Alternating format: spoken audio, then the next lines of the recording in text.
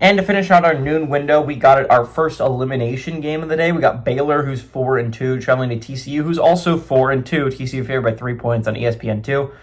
Sawyer Robinson has gone 158 at 248, thrown for 2,058 yards, 19 touchdowns, 4 interceptions. Bryson Washington's at 102 carries for 557 yards on the ground and 5 touchdowns. And Josh Cameron's had 32 catches for 456 yards and 3 touchdowns. Josh Hoover for the Horned Frogs gone 139 at 295. Thrown for 1,893 yards, 18 touchdowns, 6 interceptions.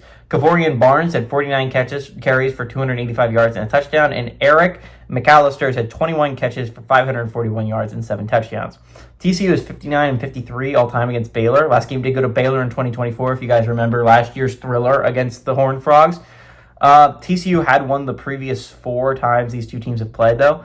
Baylor has not won at TCU since 2019, but 3 of the last 4 have been one-possession football games. This series has been really close as of recently.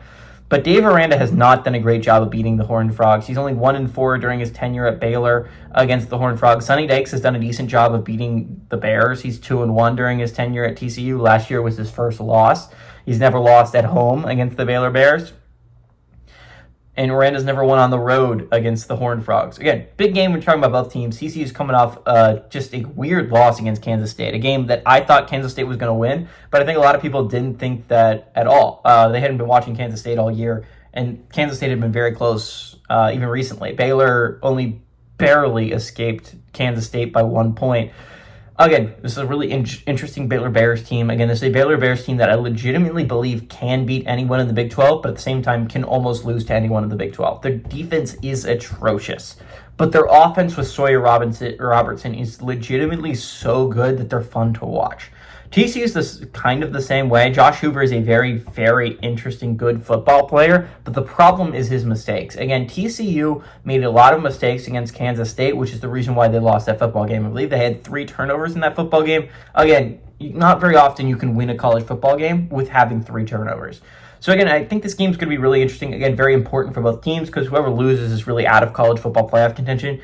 Baylor's a really interesting team to evaluate because, yes, they have 2 losses, but since one of them came out of conference, they're actually near the top of the Big 12. They're tied for 4th when you're talking about the Big 12, and they get an opportunity against Cincinnati. So again, the Bears still have a schedule where they could play their way into a Big 12 championship. So I think this is a really interesting Baylor Bears squad. TCU is going to need a lot of help, right? They already have 2 losses in conference. And while it's not impossible, we saw 2 two-loss conferences play for the Big 12 championship last year. It's very possible in the Big 12 that chaos happens, right? But TCU has to play their part in that chaos, which means you've got to defend home field. I think this game has the possibility of being a very, very fun shootout. But I picked the Baylor Bears to be my playoff team at the beginning of the year. I refuse to give up on this team. I think this is still a Baylor Bears team that offensively can compete with anyone, and I think that that's going to be a reason why they win this football game. I like the Bears to go on the road and get a big-time road win against the Horned Frogs and move to 5-2. Give me the Bears to pull off the upset on the road.